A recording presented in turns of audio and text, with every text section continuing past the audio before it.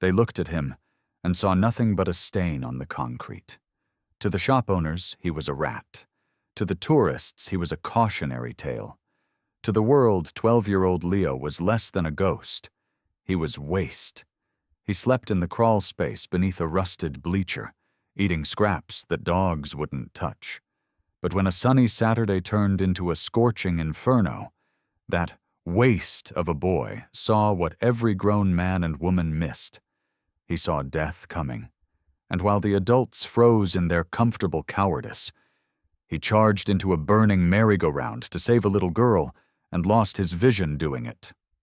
By sunrise, 300 Hell's Angels were already riding toward Georgia, not for blood, for family. And what they did next changed everything. Before we continue, please subscribe to the channel and let us know where you are watching from in the comments. Enjoy the story. It was one of those humid Georgia late afternoons where the heat didn't just sit. It wrapped around you like a heavy, damp blanket, turning the Spanish moss hanging from the oaks into still gray curtains. Savannah's riverfront park carried the easy hum of children at play, their laughter drifting across the humid air like bright little echoes. In the middle of it all sat 8-year-old Lily on the old metal merry-go-round, the kind that groaned a little when pushed, but still held the magic of childhood. Each slow rotation sent her pink sneakers brushing the sandy ground, stirring up tiny clouds that hung in the thick air. She watched them with quiet delight, as though each flick of dust belonged to a private universe only she knew how to see. Around her, the rest of her class ran in loose, joyful shapes. Some chased each other, some shared snacks, some simply lay in the grass and let the humidity soak into their skin. Their teacher sat on a nearby bench, flipping through a stack of papers, half watching, half trusting the peaceful rhythm of the afternoon to hold the children safely.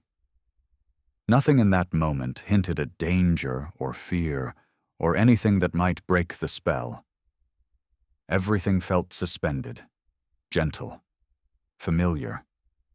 Lily pushed off the ground again, letting the merry-go-round carry her in a wide, slow circle. And then, without fanfare, without urgency, she lifted her hand and waved towards the far edge of the park. To anyone else, it would have looked like she was greeting nothing at all. But she knew who stood there just long enough for her to see him before he disappeared past the magnolias. Her father, helmet under his arm, already on his way to Tennessee for a meeting he couldn't miss. He had kissed her forehead before dawn, whispering that he'd call tonight, promising it the way fathers do when they hope the day will be kinder than they fear. For a brief moment, her wave lingered in the air, the kind that comes not from excitement, but from a child's quiet certainty that the world is still good, that people come back, that goodbyes are simple, temporary things. And as the twilight deepened and the laughter swelled again around her, Lily turned back to the spinning circle beneath her feet, unaware that this humid afternoon, this soft, glowing memory, would become the last moment untouched by what was about to come. While the children played in the sticky warmth of the afternoon, another presence lingered at the edge of the park, a presence most never noticed and fewer ever understood. Beneath the broad reach of an ancient live oak, where its roots twisted like tired fingers across the ground, an 11-year-old boy lay curled inside a makeshift shelter of softened cardboard. His name was Marcus, thin, barefoot, with deep brown skin and quiet in the way children become when the world has asked too much of them too early. He existed between shadows and sunlight without belonging fully to either. People passed by him every day, but their eyes slid over him the way one glances past a stray leaf or a forgotten backpack, something assumed to belong to no one and therefore unimportant. The park staff rarely checked the far stretch beneath the oak. It was too easy to overlook, too shaded, too still. And so Marcus remained hidden there, drifting in and out of sleep, learning to survive in the spaces adults ignored. His feet were caked with red Georgia clay from days of walking without shoes. His clothes hung loose against his small frame. And yet, despite it all, there was a softness in the way he breathed, a fragility that suggested he hadn't chosen invisibility. It had been placed on him. From his shelter, he could hear the distant laughter of Lily's class, the kind of laughter that belonged to a different universe than the one he lived in. He listened not with envy, but with a quiet resignation, the way someone listens to a song they once knew but can no longer sing. Every now and then, he cracked open one eye, just enough to watch the blur of children running, spinning, shouting, belonging. It was a world he watched the way one watches stars, beautiful, unreachable, distant. To most, Marcus was a ghost of the park, a flicker in the corner of vision, a black child without a name, a past, or a place to be. He had nothing holding him to the world except the stubborn instinct to keep breathing one more day. No parents to call his own, no home waiting at dusk, no reason truly to risk his life for anyone. But when the fire started, he was the only one who moved. It started quietly, so quietly that no one on the playground even turned their head at first. Beneath the merry-go-round where Lily sat, a small, sharp pop broke through the hum of laughter. It was the kind of sound that could have been a rock striking metal or a branch snapping underfoot. Nothing alarming, nothing to steal attention from the southern afternoon. But the next moment stole everything. A flash erupted from beneath the ride, a burst of light so sudden it tore the softness out of the scene. Thin ribbons of smoke followed, curling upward in uncertain spirals before thickening into something much darker. The children noticed first their excitement twisting into confusion as the air shifted. Then the flames came fast, hungry, and impossibly bright, climbing the metal structure as though they had been waiting for this moment all along. The shrieks rose instantly, slicing through the park. Children scattered in every direction, stumbling over their own feet, their innocence cracking open under the first taste of real fear. The teacher lurched to her feet, papers spilling to the ground as she screamed for help. But her body refused to move closer. Instinct held her frozen at the border of the blaze, her hands shaking as she reached toward a danger she could not bring herself to touch. Lily remained trapped at the center of the spinning inferno. When the fire first flared, she tugged at the seatbelt meant to keep her safe, unaware that safety had turned into a snare. The buckle jammed. She pulled again, harder this time, but the metal refused to give. Heat swirled around her, warping the air, bending the world into wavering shapes. Her breath hitched sharp and quick, her small hands trembling as she fought against the tightening panic. Then something shifted, not outside, but inside the moment itself. The roar of the fire dulled. The screams faded. Even the frantic heartbeat of the world seemed to sink underwater. Sound collapsed into a thick, muffled hush. It was as though the fire had swallowed not only air and metal, but every voice, every plea, every noisy fragment of the day. All that remained was Lily's terror, suspended in a suffocating silence. As the flames closed in around her and the world watched from just beyond reach, everyone ran. Instinct took over the moment the flames surged high enough to swallow the merry-go-round, sending children and adults scattering in a frantic blur of motion. The neat order of a school outing dissolved instantly into chaos. Shouts, stumbling footsteps, the desperate pull of small hands searching for safety. No one thought. No one planned. They simply fled, driven by fears sharper than reason, except one boy. The explosion that rippled beneath the ride reached all the way to the shaded ground under the live oak tree, shaking Marcus awake like a hand grabbing his shoulder. His eyes snapped open to a world that was no longer quiet, no longer distant. Smoke curled upward in thick, urgent waves. Heat distorted the air, and through that rising haze, he saw her. The girl trapped in the center of the burning metal, fighting a seatbelt that refused to let her go. For a heartbeat, he lay still, disoriented by the sudden violence. But hesitation was a luxury he had never learned. Life had taught him to move first, question later. And while adults froze at the boundary of danger, calculating risks and searching for someone braver to act, Marcus pushed himself up from the dirt and ran. His bare feet struck the ground hard, each step cutting through gravel, roots, and broken bits of the park he had slept beside for weeks. Smoke thickened around him, stinging his eyes. But he didn't slow. Sparks drifted through the air, landing on his arms and shoulders like burning insects against his dark skin. The shouts from the crowd rose behind him. Warnings, pleas, commands to stop, but they dissolved against the single truth pulling him forward. A child was about to die, and no one else was moving. The world narrowed as he approached the blaze. Heat wrapped around him, fierce and immediate, blurring the edges of everything. His lungs burned as he drew in the scorched air. And for a moment, the entire scene seemed to collapse into pure instinct. Run, reach, pull, save. Then everything went black. Not from unconsciousness, but from the story itself folding inward, reducing the moment to nothing but breath, harsh, rapid, determined, breathing in the dark. And then through that darkness, a hand emerged, his hand reaching straight into the fire. He burst through the wall of heat with nothing but instinct steering him. His small body swallowed in rolling smoke that blurred the world into shifting streaks of orange and black. The fire roared around him, louder now, angrier, as if startled that someone so small had dared to enter its territory. Marcus's lungs seized the moment he inhaled.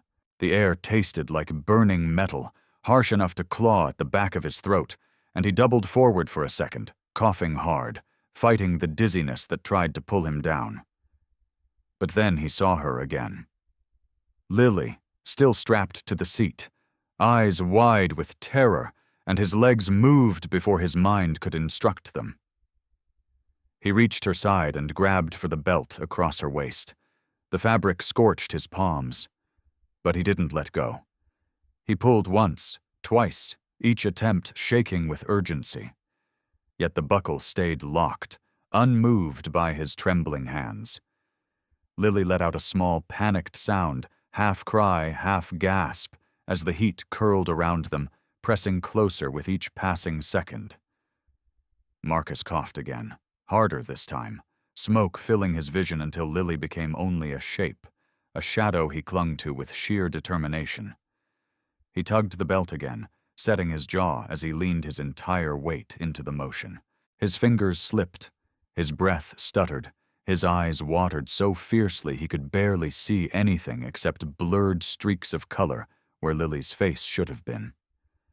The fire hissed beneath them, creeping upward with a hunger that left no time for fear, only action. Marcus wiped his eyes with the back of his hand, smearing ash across his cheek. He hooked his fingers into the buckle one more time, feeling it dig into his knuckles. And then, with one final, desperate yank born out of pure refusal to fail, the buckle snapped. The sound was small, nothing more than a metallic click, but in that moment it felt like the world opening. Lily gasped as the belt loosened. Marcus grabbed her arm, steadying her as she stumbled free from the merry-go-round.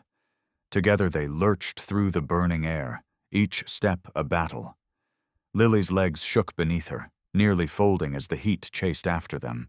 Marcus could feel the fire licking at his back, could hear the deep rumble that warned of something swelling behind them, growing, ready to erupt. They pushed forward anyway, blinded, breathless, each movement fueled by instinct rather than strength. The ground wavered in the distorted heat, as they staggered toward the edge of the flames. Marcus kept his grip tight on Lily's arm, guiding her even when he could barely hold himself upright. The smoke felt thicker with every breath, heavy enough to drag at his chest. Lily coughed beside him, the sound small and strained, but she kept moving because he pulled her forward step after step. Then, just as they crossed the final threshold of heat, a deafening roar erupted behind them. The fire surged upward in a massive burst, a blast of pent-up fury released all at once. Marcus felt the shock wave at his back, a searing rush that threw both children forward. They landed hard on the grass, rolling until the cool earth pressed against their skin. For a moment they didn't move. Everything around them felt distant, muffled, as though the world itself were catching its breath. Lily blinked up at the sky, vision swimming, body trembling uncontrollably. Marcus lay beside her, coughing so violently his entire frame shook. Ash coated his face. His eyelids fluttered, struggling to stay open against the burning sting that now felt deeper than simple irritation. The world around him blurred into shapes he couldn't quite distinguish anymore. She turned her head toward him, her voice barely more than a whisper carried by trembling gratitude. "You saved me." He swallowed, breath raspy and uneven. His lips parted, but instead of accepting praise or comfort, the first words that left him were shaped by instinct, by concern, by the part of him that had always cared more for others than himself. "Is she okay?" His voice cracked, soft and hoarse, but full of sincere worry. He didn't ask about himself. He didn't ask what would happen next. All he wanted to know was whether the girl he'd carried through fire still breathed, still lived, still had a future that reached beyond this moment. The world around them shifted as adults finally surged forward, breaking free from the paralysis that had held them moments too long. Paramedics rushed across the field, shouting instructions, lifting equipment, forming a flurry of motion that blurred at the edges. Lily reached for Marcus's hand, her small fingers finding his and squeezing as chaos returned to the scene. His breathing was uneven now, shallow, strained. His eyes clenched shut, and when he opened them again, something in his gaze had changed. Something clouded, dimming, as though the smoke had left a mark not just on his lungs, but on the fragile lenses through which he saw the world. They lifted him onto a stretcher as Lily cried out for him, trying to hold on to his hand until a paramedic gently guided her back. Marcus's head lolled slightly to the side, eyes drifting in and out of focus, the world around him growing darker with each passing second. Voices overlapped. Sirens wailed in the distance.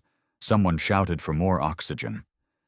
But Marcus only blinked slowly, his sight flickering like a candle that had burned bravely until its flame could no longer hold. By the time they reached the hospital, his world was already dark. Lily's father was hours away when the world shifted beneath him. Tennessee stretched wide around him, a place of hills, exhaust, and stern obligations. He was there for a mandatory Hell's Angels meeting, the kind he could never skip, not even when he wished to be somewhere gentler, somewhere quieter. He'd left before dawn that morning, kissing his daughter's forehead while she still slept, brushing a thumb across her cheek as though memorizing the softness of her. He promised he would call that night. Promised it with the confidence of a man who believed in routine, who trusted that ordinary days would stay ordinary. But when the phone rang, sharp, urgent, unignorable, the moment shattered. He didn't hear every word. Not at first. His brain caught only fragments. Fire, Lily, hospital critical. His stomach lurched, and for a breath the air around him felt suddenly thin. The chair scraped as he stood. Voices from the meeting faded behind him, replaced by the single thunderbolt thought that tore through every part of him. I could have lost her. Everything else ceased to matter. He didn't wait for permission, didn't offer an explanation. Men who'd known him for decades watched as he strode out the door with a kind of desperation they had never seen in him. His boots hit the ground hard, almost angry, as he crossed the lot toward his Harley. The bike gleamed under the humid southern sun, but he didn't see it. His hands trembled as he grabbed the handlebars. Not from fear, though fear lived beneath everything now, pulsing like a second heartbeat. It was something deeper, something primal. A father's terror dressed as fury. The engine roared to life in one violent breath. And with it, so did he. He tore onto the highway with a speed that defied the limits of the machine. The wind flattened his clothes against him, pulled tears from eyes that were already burning. He didn't wipe them away. He didn't slow down. The interstate stretched before him, endless and unforgiving. But he rode through it like a storm given flesh and wheels. Each mile he crossed felt stolen from the space that separated him from his daughter. Each curve of the asphalt was a countdown. His thoughts didn't scatter. They fixed, sharp, and unwavering. He saw Lily's smile, the gap in her front teeth. She was proud of the way she'd tug at his vest when she wanted him to kneel so she could braid his beard. He saw her wave from the park that morning, though he hadn't seen it in real time. In his memory, she was always waving, always reaching, always trusting, and he remembered the kiss he'd placed on her forehead before leaving. Soft, brief, gentle, the kind that carried no warning, no weight, because he believed he would see her again by dinner. He promised he would call. Instead, he prayed. He prayed in a way he hadn't in years, maybe decades, not with words shaped neatly into sentences, not with the practiced reverence of tradition. His prayer was messy and fierce, a muttered plea broken by the roar of wind and engine. Please let her live. Please let her breathe. Please let me get there in time. He wasn't sure who he was speaking to, and he didn't care. Desperation stripped a man of doubt. Tears slid down his face as the Georgia sun dipped lower, turning the sky into a canvas of burnt gold and fading violet. He leaned forward, pushing the bike faster, daring the machine to match the urgency pounding beneath his ribs. The Harley vibrated violently beneath him, the frame shuddering as though startled by the ferocity of his command. But he didn't ease up. Couldn't. The world behind him blurred into streaks of color and memory. But the world ahead narrowed to only one point. One hospital, one child, one fragile strand of hope. He was determined not to snap. His jaw clenched as he rode, grit settling in the creases of his skin, mixing with tears and sweat. His breaths came harsh and uneven, not from exhaustion, but from the relentless ache of imagining a life without her. He slammed through pockets of wind, through sheets of humidity rising from the pavement, through every barrier between him and the fear clawing at his chest. He thought again of how she'd looked that morning, hair tangled from sleep, her tiny hand clutching the stuffed bear he'd won her at a carnival months before. He thought of how quickly a day could turn from sunlight to something unthinkable. The miles thinned beneath him, his desperation thickened. Every moment he wasn't at her side felt like a betrayal. Every second lost to distance pressed against him like an unbearable weight. And in that storm of speed, tears, wind, and prayer, one truth anchored him.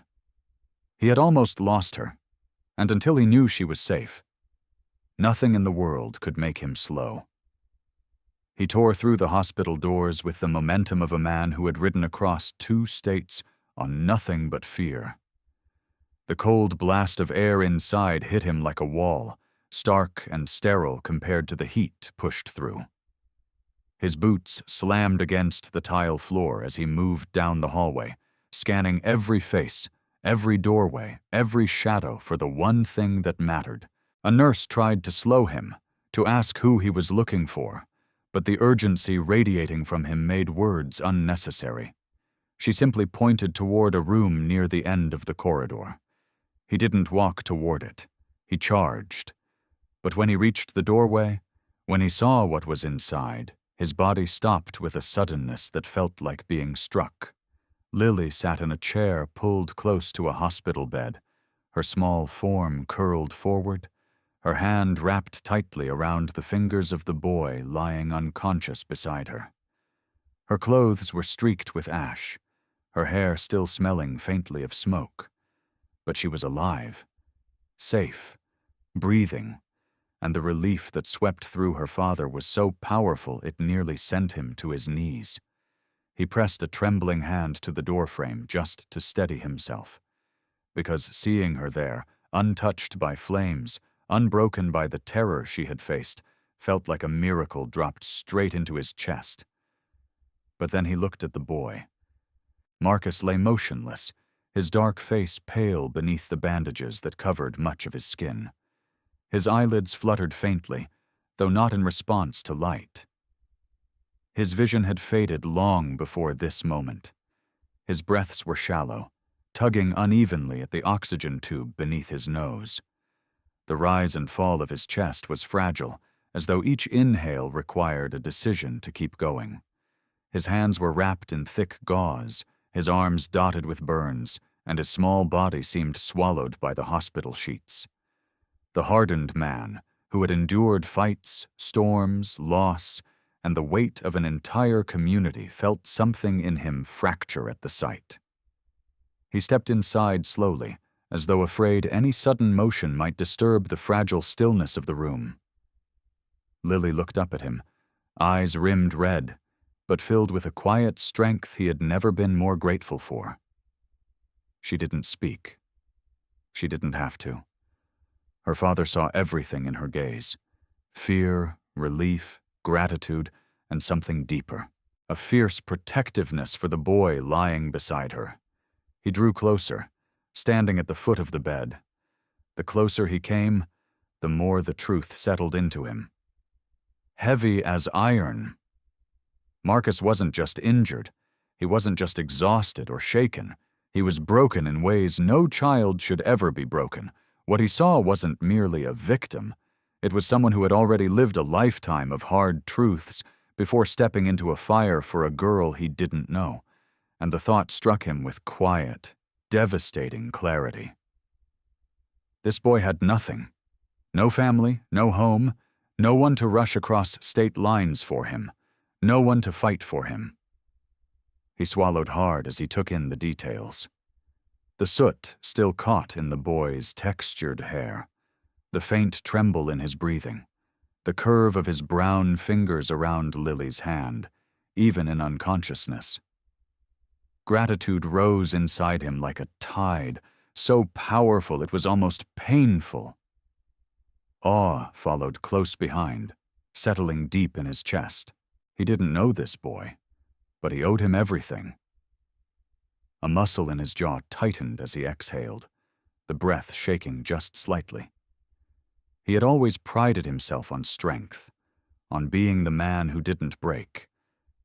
But this undid him because, standing there looking at the black boy who had run into flames while grown men froze, he felt something he couldn't fight and wouldn't have tried to. Reverence. A kind of reverence normally reserved for saints or soldiers or the rare souls who don't consider the cost before giving everything they have. Lily leaned closer to Marcus, brushing her thumb over his bandaged knuckles with a tenderness that carved itself into her father's heart. She whispered something soft, something meant only for him. And though the man couldn't hear the words, he felt their weight. He stepped back, lifting a hand to his face. The roughness of his palm didn't hide the emotion gathering there. A child had risked everything, his skin, his breath, his vision, for the daughter he loved more than his own life. And all that child had in return was a hospital bed. If you believe a child who risked everything deserves more than that, if you believe that love should matter more than paperwork, then say so. Say it loudly. Say it clearly. From the moment Lily's father stepped into that hospital room and looked at the boy who had carried his daughter out of fire, something irreversibly shifted in him. It wasn't dramatic, not a vow spoken aloud or a grand announcement. It was quieter than that. Quieter, but stronger. A decision made in the marrow of a man who understood loyalty better than most. A man whose world operated on the weight of promises rather than the ease of words. Marcus, the child who had been invisible to nearly everyone else, was no longer alone. Not as long as this man still drew breath. The next morning, before the sun had fully risen over Savannah, he made the first of countless phone calls. Doctors in the city were contacted, then specialists, then surgeons. When Savannah had done all it could, he expanded the search. Atlanta, Emory, private clinics where the waiting list stretched for months, and the price of a single consultation could have supported a small family. None of it gave him pause. Whatever the medical staff recommended, scans, tests, experimental treatments, he agreed to it without a flinch. He didn't ask about cost. He didn't ask for guarantees. He simply said yes. When the first bill arrived, he opened it, glanced at the number and set it aside with the simplest thought a father could have. He saved my child. This is the least I can do. The bills kept coming. Thick envelopes stacked on countertops and bedside tables.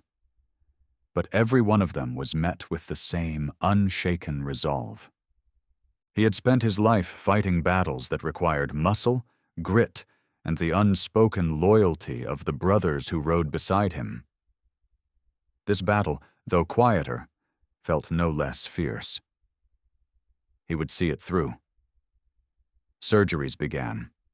Specialists hovered over Marcus with measured precision, tracing the damage left behind by smoke and heat, working to salvage what parts of his vision remained. Hours passed in waiting rooms worn smooth by anxious pacing. Some days brought small hope. Others carried setbacks that tightened every chest in the room, but never once did Lily's father falter. His presence became as constant as the hum of hospital machines. Steady, grounding, sure. And Lily, for her part, wove herself into Marcus's healing with the devotion only a child can offer. She visited every day, sometimes twice, slipping quietly into his room with books under her arm and drawings folded carefully in her pocket. When he couldn't see well enough to read, she read to him. When he couldn't see well enough to draw, she guided his hand across the page, helping him trace lines he couldn't yet recognize. She talked to him about school, about the things she was learning, about the little funny moments he couldn't witness but deserved to hear. When Marcus grew frustrated, she steadied him. When he felt lost in the darkness, she reminded him that she was still there. Her voice became a kind of anchor, the gentle thread that tied him to a world he had nearly slipped away from. Her father watched these moments from the doorway sometimes, arms crossed, face unreadable except for the softness in his eyes. He saw how Marcus leaned toward her laughter, how he relaxed when she touched his hand, how he tried, despite the pain, to smile when she encouraged him. And each time the man felt his resolve deepen. Healing wasn't just about medicine. The boy needed people. He needed steadiness, kindness, belonging. All the things life had taken from him long before the fire ever threatened to. Weeks passed. The rhythm of recovery settled into the house and the hospital. Appointments, bandage changes, whispered encouragements. In the late hours, Marcus's world, once a smothering blur of darkness, began to shift. At first, it was only the faintest awareness, a glow behind his eyelids during the brightest hours, a ghost of shape pressing faintly through the shadows. Doctors monitored every change with quiet optimism. They spoke carefully, never promising more than they could deliver. But hope, once it begins to grow, is difficult to contain. One morning before the nurses arrived for their rounds, Marcus lay blinking against the dim light filtering through the curtains. Something felt different. The darkness, usually so heavy and absolute, seemed thinner, as if it had been stretched at the edges. He blinked again, letting the light settle across his vision. And for the first time since the fire, he sensed the world pushing faintly through the shadows. Lily sat beside him as always, humming softly while she drew shapes on the edge of his blanket. When he finally turned his head toward her voice, his breath caught, not because he could see her fully, but because something warm, something faintly red pressed through the blur and reached him. Marcus blinked against the light, and the world blinked back. For days, the light had teased him, never fully there, never fully gone. It came in flickers, soft and uncertain, like a memory pushing through fog. Some mornings he sensed brightness when the nurses pulled back the curtains, a faint wash of warmth across the darkness. Other times he sensed only shadows, the world dissolving at the edges before he could grasp it. Marcus tried not to hope too intensely. Hope in his life had rarely stayed long. He learned young that wanting too much could make losses sharper, but still, the faint glow tugged at him. This morning, something felt different the moment he woke. Light, actual light, pressed gently against his eyelids, warm and persistent, as though the day refused to let him slip back into darkness. He blinked once, slowly, expecting nothing. But when he blinked again, a thin crack in the dark spread open, almost imperceptibly, yet unmistakably there. Lily was beside him, exactly where she had been every day since he'd been brought here. Her presence had become a rhythm he could rely on, as comforting as breath, as steady as a heartbeat. He heard her humming softly, the same tune she always hummed when she thought he was asleep. It was a child's melody, simple, repetitive, sweet. He turned his head toward the sound, drawn not by sight but by instinct. For a moment there was only blur, colors bleeding into one another, shapes drifting like shadows underwater. Marcus almost turned away in disappointment. Then something flickered in the haze. Something bright, something distinct. A small patch of color pushed through the blur, stubbornly refusing to fade. He squinted, blinked again. The red deepened. I think... His voice cracked, barely more than air passing through fear and disbelief. I think I see red. Lily froze. The hum stopped instantly, replaced by sharp, hopeful silence. She leaned forward, not daring to breathe too loudly, not daring to break whatever fragile miracle was unfolding. Her heart seemed to fill the space between them, even though Marcus could barely distinguish the outline of her form. "What red?" she whispered, afraid to ask, and more afraid not to. Marcus swallowed, the faint color growing subtly clearer as he tried to make sense of it. He lifted his brown hand slowly, shakily, pointing toward the small brightness blooming before him. "Your shirt," he whispered. I think I see your shirt." Lily's breath caught. She looked down at herself at the red cotton fabric she had chosen deliberately that morning because she knew red was the boldest, the brightest, the hardest color to lose. She lifted the edge of it slightly, hopeful, trembling. "Does it look bright?" she asked softly. Marcus nodded, or something close to a nod. The motion was unsteady, like his body wasn't sure how to move in the presence of hope. "It's blurry," he admitted. "But it's there. It's really there." Lily pressed both hands to her mouth. Tears rose immediately, shimmering at the edges of her eyes. She shifted closer, unable to stop herself, her emotions spilling over in quiet gasps. She wanted to laugh and cry and shout all at once. But she stayed gentle because this moment didn't need volume. It needed care. "Can you see my face?" she asked after a long silence, her voice fragile with anticipation. Marcus tried. He focused so hard his forehead creased, his fingers curling against the blanket. The red shape sharpened slightly, then softened, then sharpened again. Slowly, agonizingly slowly, the blur formed into outlines. The curve of her shoulder emerged first, then a faint suggestion of her chin, then the halo of her hair. His breath quickened. The world, which had been nothing but shadow for so long, was returning in hesitant fragments. And then, like a lens clicking into place, her face came into focus. The first full, clear face Marcus saw was Lily's. She was smiling, wide, radiant, trembling at the edges. Tears had begun their descent down her cheeks, catching the light in delicate streaks that made her seem almost luminous. She pressed her palms to her chest as though to steady her racing heart, her entire body vibrating with relief. He stared, really stared, as though memorizing her, as though anchoring himself in her expression so he could return to it whenever darkness threatened again. "I can see you," he whispered, a smile spreading slowly across his face. "I can actually see you." Lily let out a sound that was half laugh, half sob. She reached for him and stopped herself, then reached again, unable not to share the moment physically. Her hand rested on his arm, light as a feather. He didn't pull away. He didn't blink. He didn't speak. He simply held her gaze.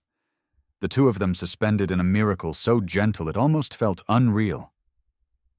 Marcus's chest rose and fell quickly, as though his body was trying to catch up to what his eyes had rediscovered.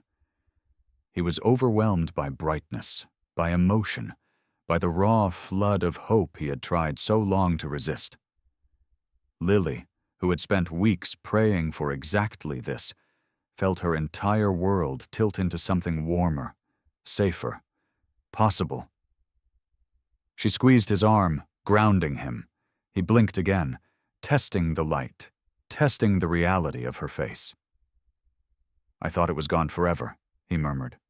"All of it. I thought I'd never see anything again." "But you did," she whispered. "You found your way back." He shook his head slightly. "I didn't. You did.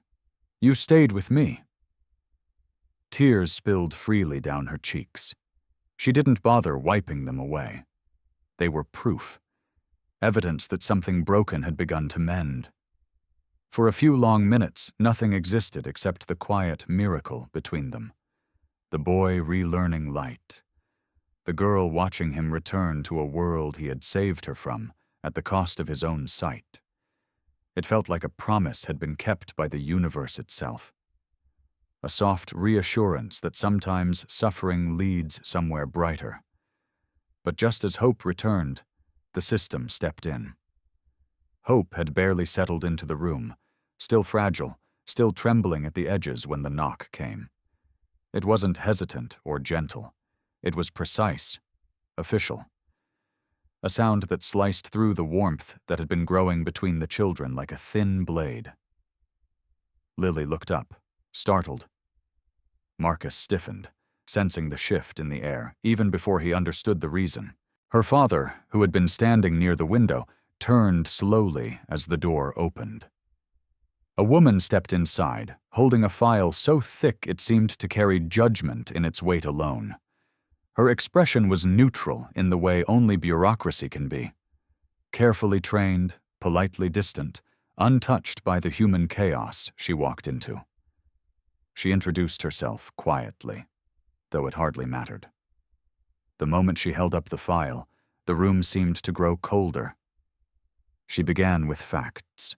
Facts spoken in a voice shaped by policy.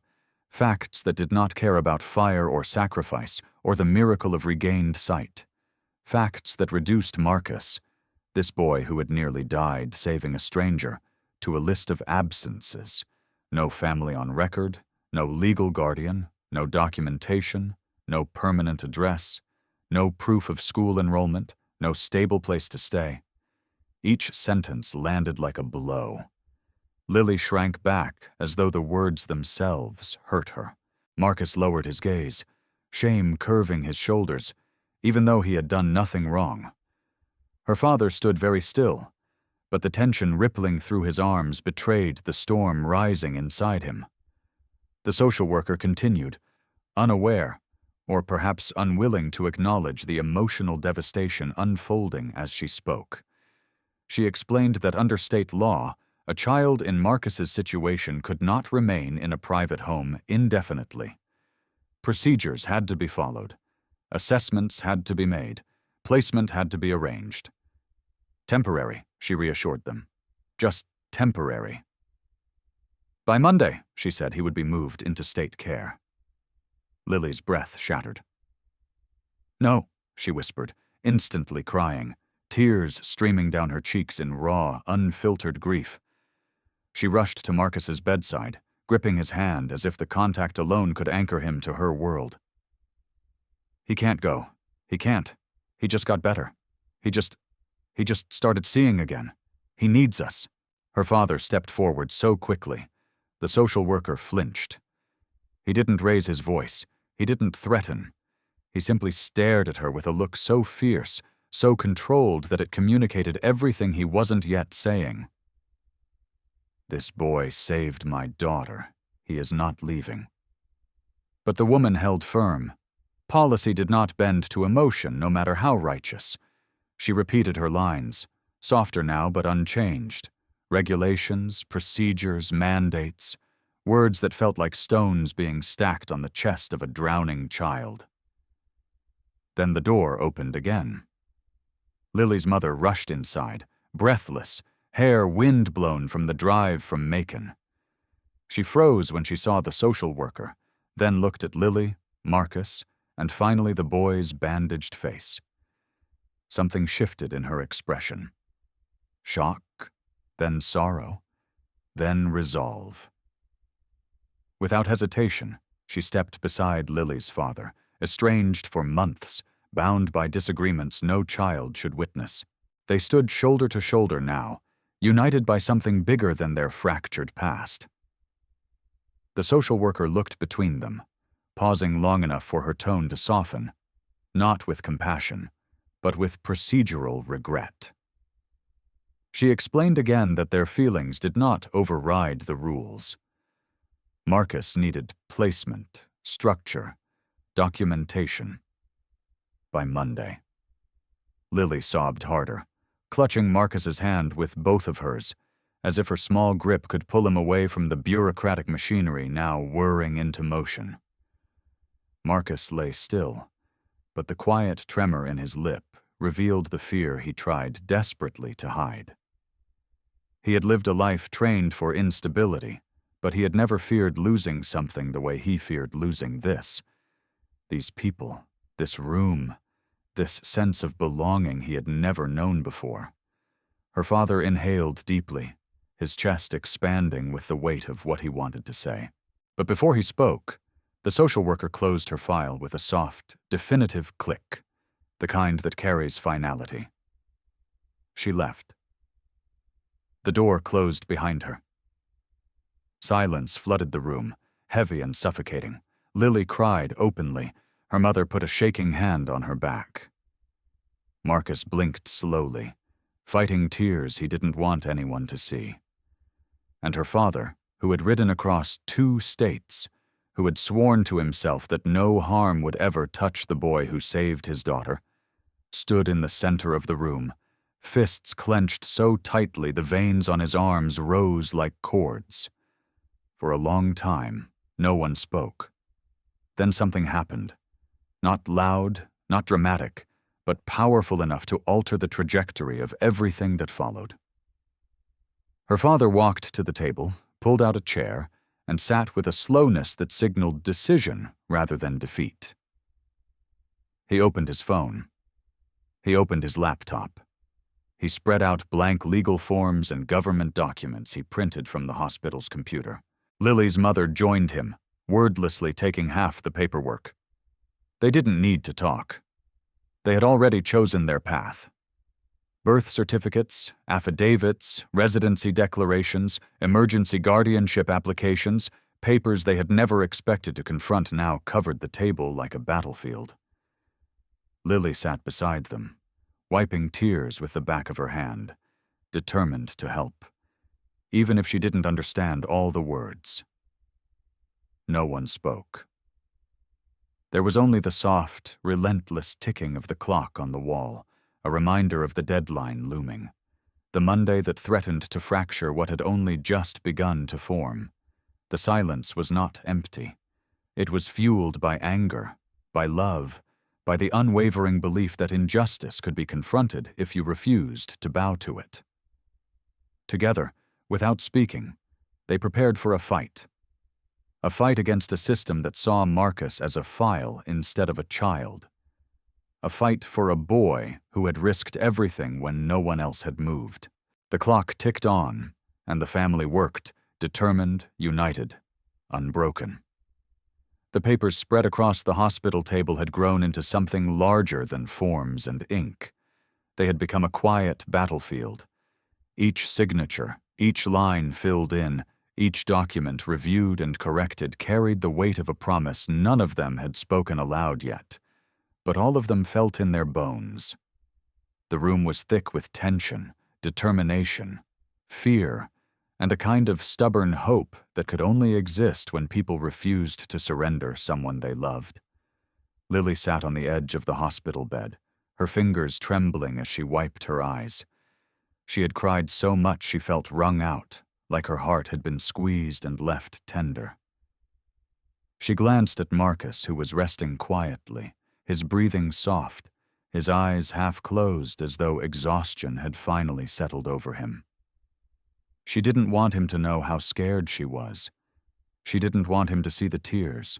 She had spent so many days being strong for him, guiding his hand, reading to him, showing him that he mattered.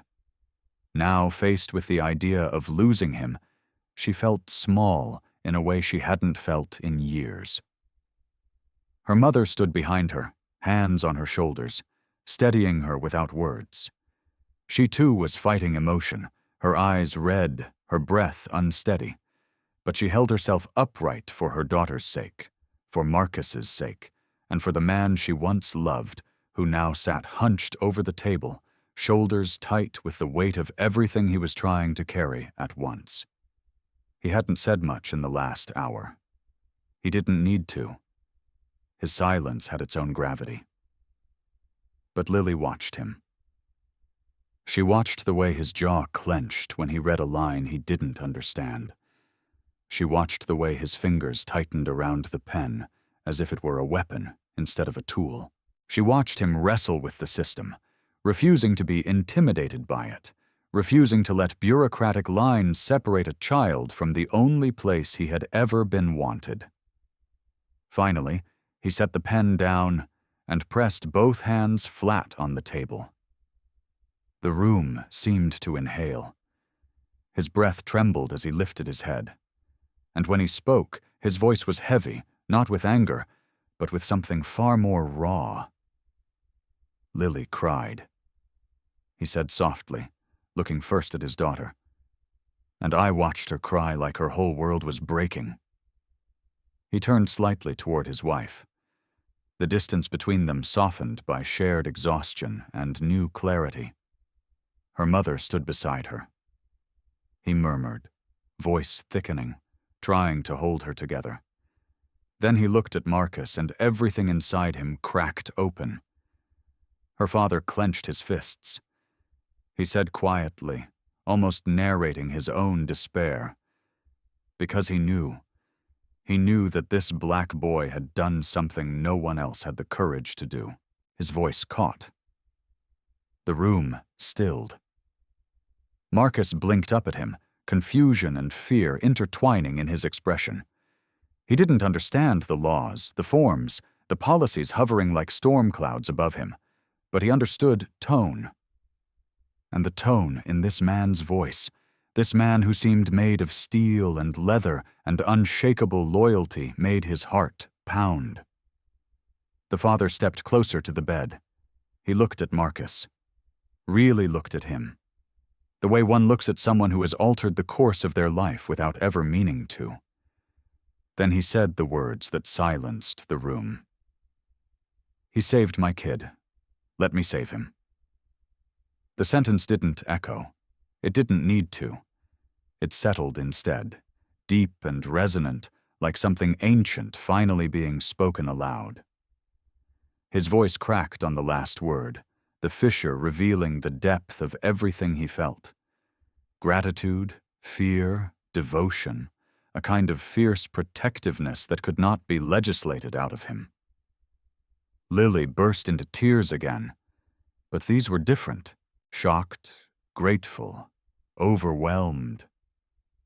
Her mother pressed a hand to her lips, her own tears spilling freely now, and the man who had spent a lifetime building a reputation on toughness and grit stood vulnerable before them, not ashamed of the tears gathering at the corners of his eyes. Marcus stared at him in disbelief, his mouth parting as if he wanted to speak, but couldn't force the words out. No one had ever claimed him like that. No one had ever said they wanted him. Not out of obligation, not out of pity, but out of love, out of loyalty, out of recognition of who he was, not who society said he lacked. Lily scrambled off her chair and ran to the table. Without waiting to be told, without asking permission, she grabbed a blank sheet of paper and a pen much too large for her small hand. She pressed the tip to the page with shaking determination. Her letters came out uneven, wobbly, hurried, but clear. "Please let Marcus be my brother." When she finished, she held it up with both hands, tears still streaking her cheeks, her expression fierce with sincerity. Her father looked at the note, then at her, then at Marcus. And in that moment, he knew that nothing, no law, no system, no barrier would stop him from fighting for the boy who had already become part of their family story. What he had said wasn't simply a plea, it was a declaration. A man's word spoken with truth behind it carries weight, carries honor, carries obligation, and if you believe a man's word should mean something, if you believe in standing with someone who refuses to let a child fade back into invisibility, if you believe this father is right to fight for the hero who risked everything, then say it. I stand with Marcus. In the days that followed, something remarkable began to happen. Something none of them expected. Something that started quietly, and then grew into a force so large it felt like the world had tilted a little in Marcus's direction at last. The first letter arrived early in the morning, slipped under the family's apartment door like a whisper of hope. It was written on rough paper, edges frayed, ink pressed deep into the fibers as though the writer's determination had seeped through the page itself. There were only 8 words. He saved one of ours. Now he is ours. No signature, no explanation, just certainty. Then a second letter came. Then a third.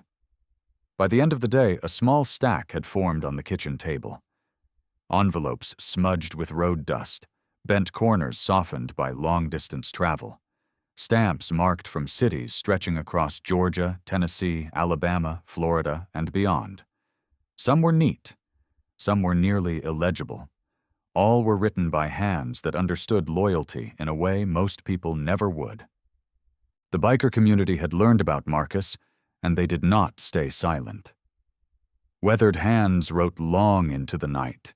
Men and women who had seen fire, loss, hardship, and brotherhood poured their experiences into sentences carved with sincerity. Some wrote full pages. Others wrote only a line or two, but each letter carried the same truth. Marcus mattered. Marcus deserved a home. Marcus had earned the devotion of people who didn't even know him. One envelope, thick and heavy, held a single message scrawled in dark ink. My club adopted him too. Another, creased from being folded into a pocket before mailing, said, Where he goes, we go. Each note felt like a small pledge, a vow from someone who had lived on the outskirts of society, just like Marcus had. They recognized the boy not as a statistic, not as a case file, not as a child the system wanted to shuffle from place to place, but as one of their own. Someone who had shown bravery without expecting reward. Someone who had given everything when he had nothing. More letters arrived the next day and the next. Soon, stacks formed on the counters. Bundles tied with twine accumulated in corners. Even the mail carrier, initially confused by the sudden flood, began greeting the family with a quiet nod of respect each time he handed over another armful. In the middle of this outpouring, Lily sat at the table with her legs curled beneath her, holding her pencil in an earnest grip. She had written her first letter days earlier, the one begging the system to let Marcus be her brother.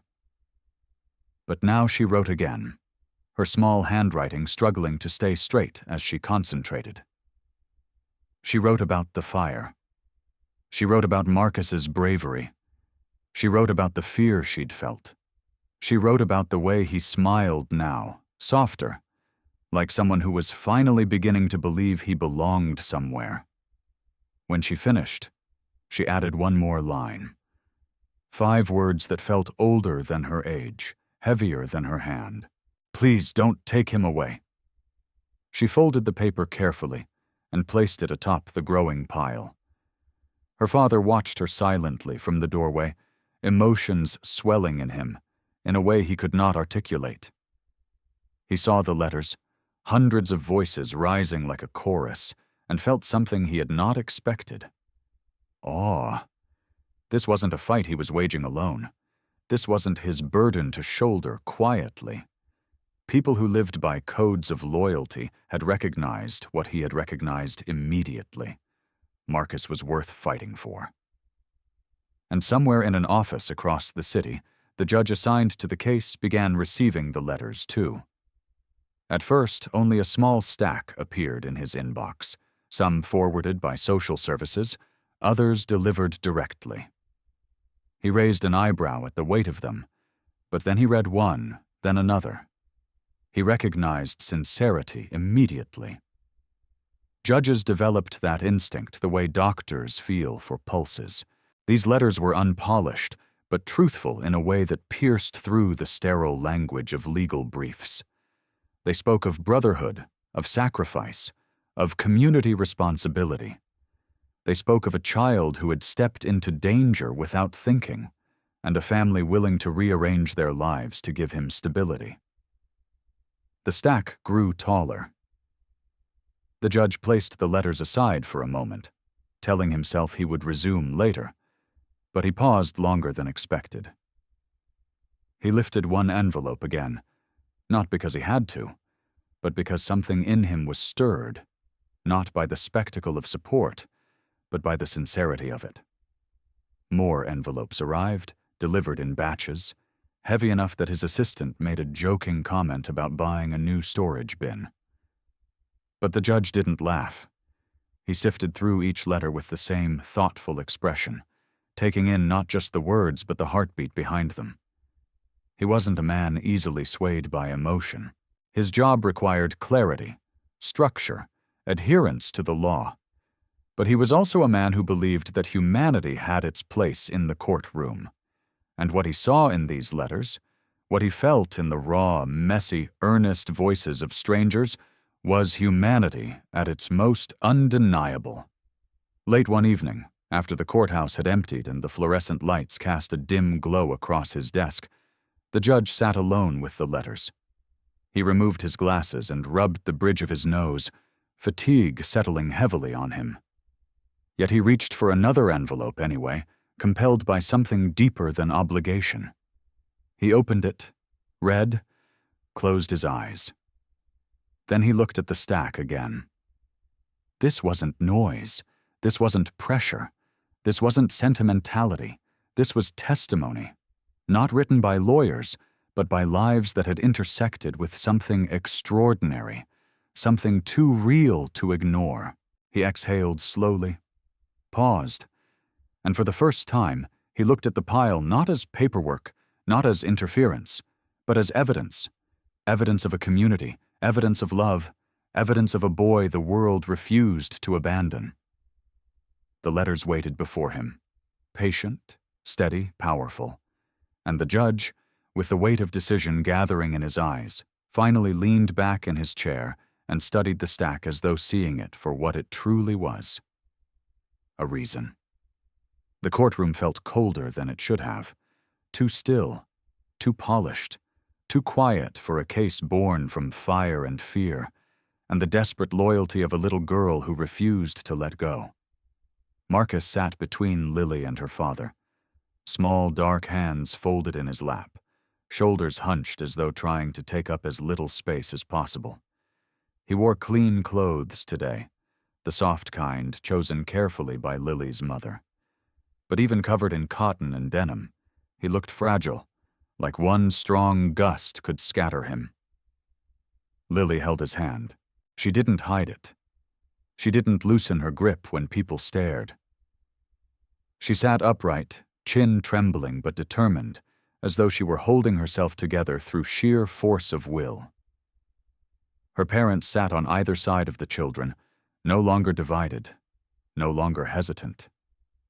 They were united now by something far larger than the griefs that had once driven them apart. The judge entered quietly, robes brushing against the polished floor. He carried the same thoughtful weight he had worn for days, his expression measured, his eyes sharper than usual.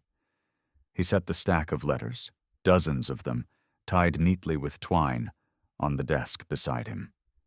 No one could miss them. Their presence alone shifted the atmosphere. Even the social worker paused when she noticed them, though only for a moment. The hearing began. The social worker rose first. She spoke clearly, her voice steady, her words carefully arranged into legal language that had been recited countless times in countless similar rooms. She outlined the facts without hesitation.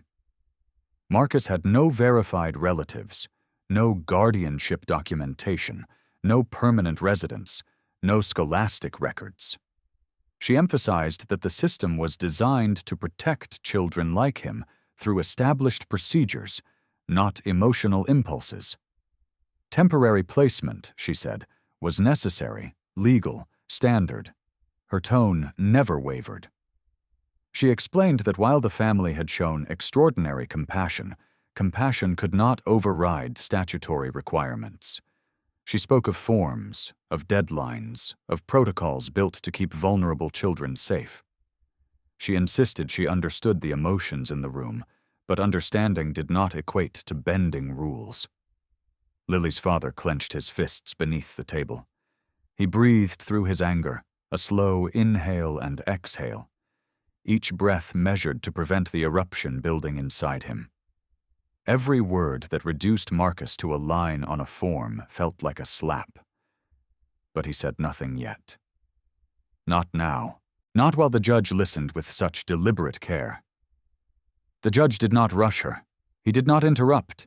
He simply listened, absorbing each detail with an expression that revealed nothing. His gaze occasionally drifted to Marcus, then to the letters at his elbow, then back to the social worker. He wanted the full argument, the full structure of the law presented before him. He owed that to the court, to the system, to the child at the center of the case. When the social worker finally concluded, the silence that followed did not feel empty. It felt precarious, like the moment before a bridge either holds or collapses. The judge folded his hands. He looked at the family. He looked at the boy who had braved flames, at the girl who loved him, at the parents who were fighting to prove a truth that should have been obvious to everyone present. That family does not begin with paperwork. He cleared his throat. Before we proceed, he said quietly, I want to acknowledge the extraordinary circumstances that brought us here today.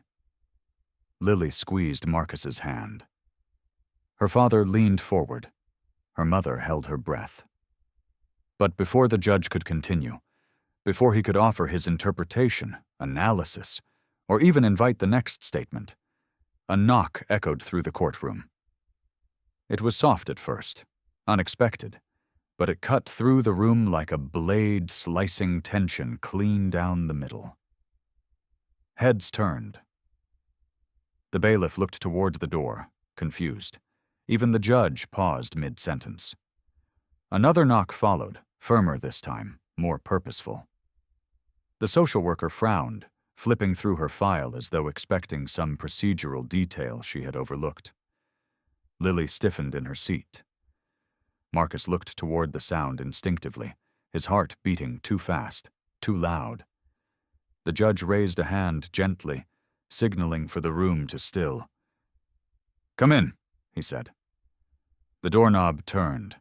The door swung open, and in that second, the entire room fell silent. Not courtroom silence, the kind born from rules and decorum, but something deeper.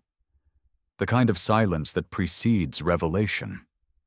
What stepped through the doorway was not a group of menacing strangers, not a loud force, not the gang the social worker had quietly feared, and not the spectacle some courtroom spectators expected after hearing the rumors circulating outside. What walked in wasn't a gang. It was a family. The door opened wider, and for a heartbeat, the room seemed to forget how to breathe.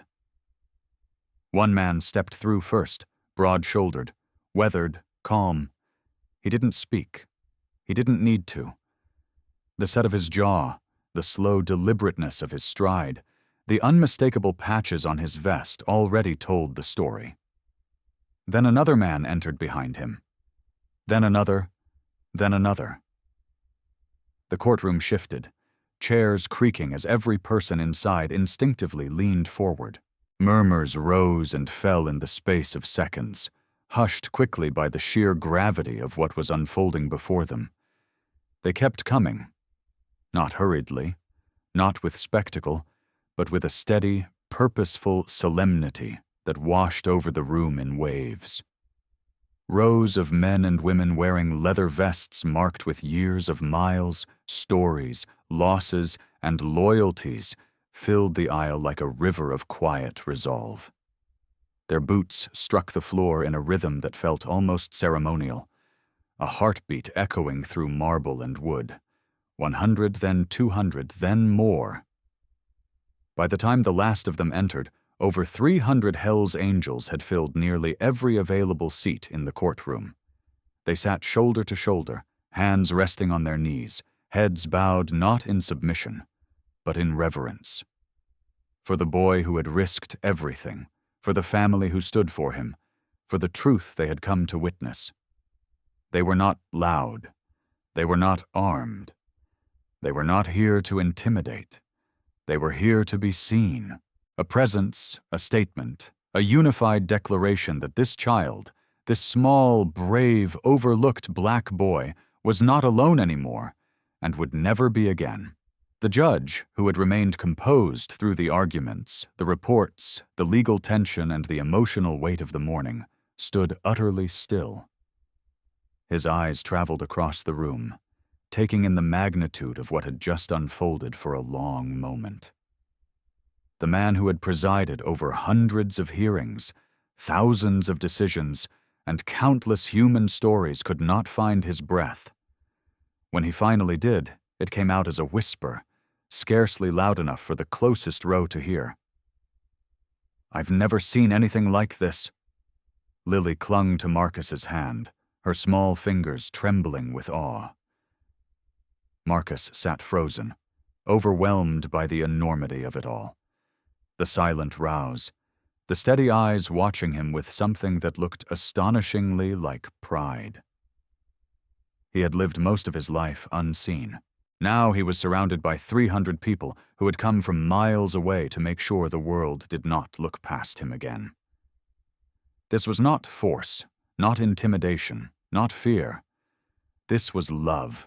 Raw, defiant, unapologetic love manifested in the only way these men and women knew how, by showing up, by taking their seats, by offering the weight of their presence as testimony. The second twist was not a revelation of danger. It was a revelation of devotion. They didn't come for violence. They came for love.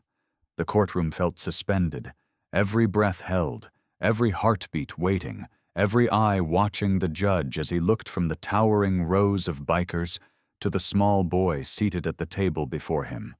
Marcus did not fully understand the language of the legal world, but he understood tone. He understood silence, and this silence felt like the edge of something enormous. The judge folded his hands, exhaled once, and spoke with a steadiness shaped not by protocol, but by humanity.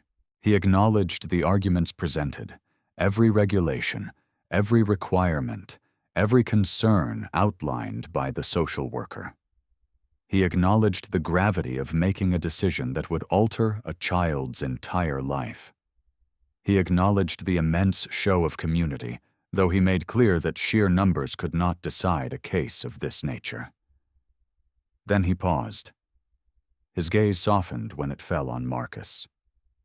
It was the gaze of a man who had read through stories written in scars, in silence, in the determined handwriting of children and bikers alike.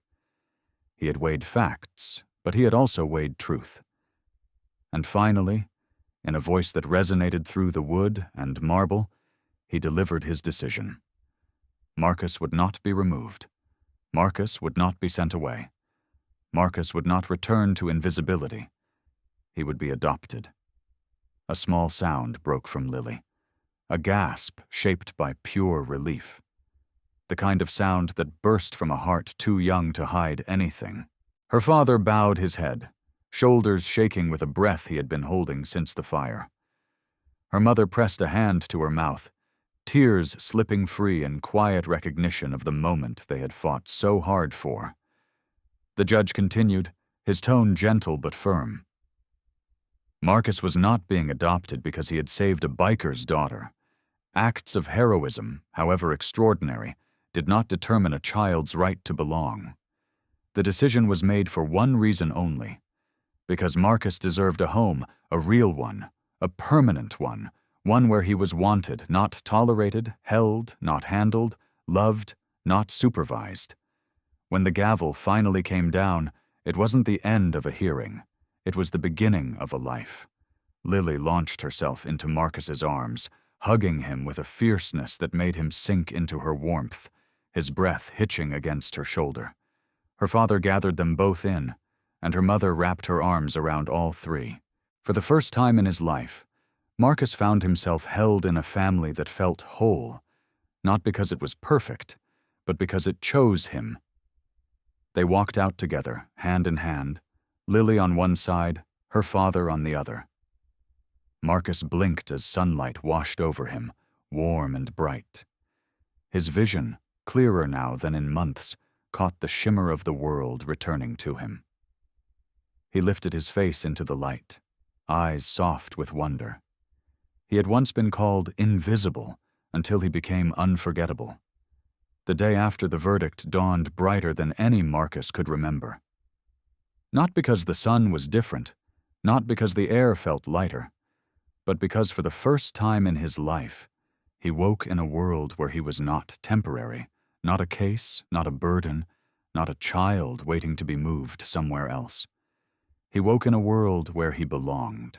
Lily's father stood beside the Harley, checking the engine with the easy familiarity of a man who had spent years listening to the language of machines. Marcus watched him quietly, hands tucked into the sleeves of his new jacket. A jacket chosen for him. Not found, not borrowed, not handed down out of pity. When the man finally turned toward him, helmet in hand, his expression softened into something Marcus had only ever seen on the faces of other children's parents. Pride. "You ready?" he asked.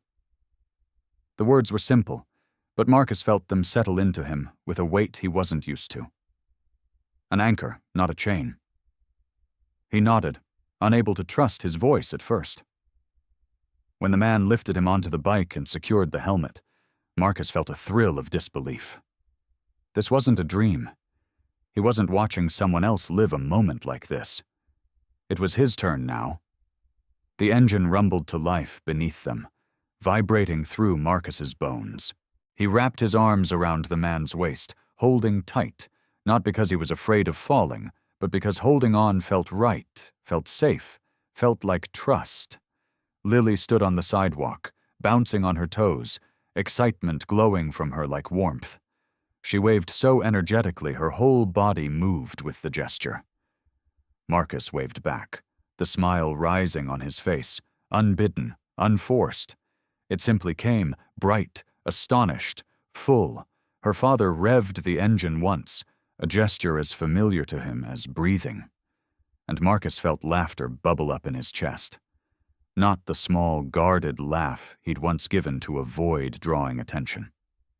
This was open, free, carried by wind and possibility.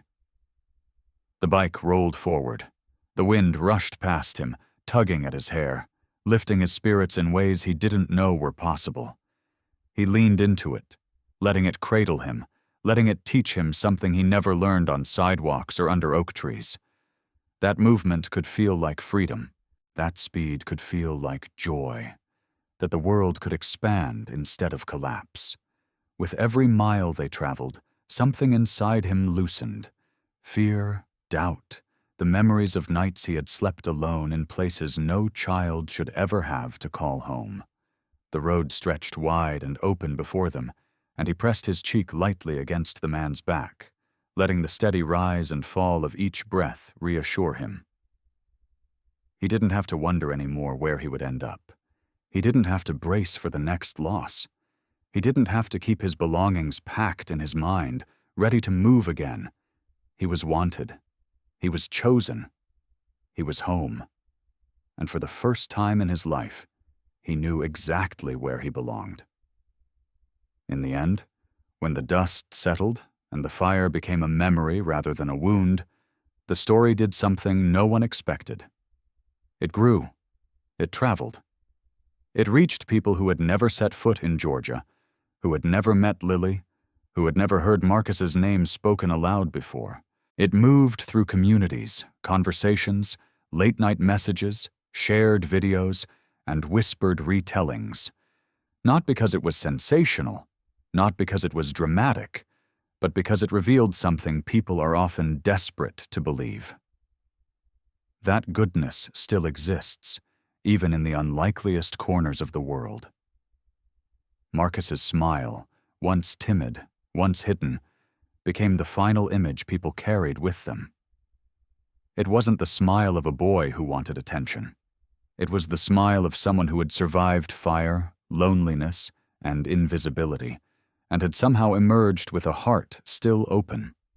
A smile born from being seen, being chosen, being loved.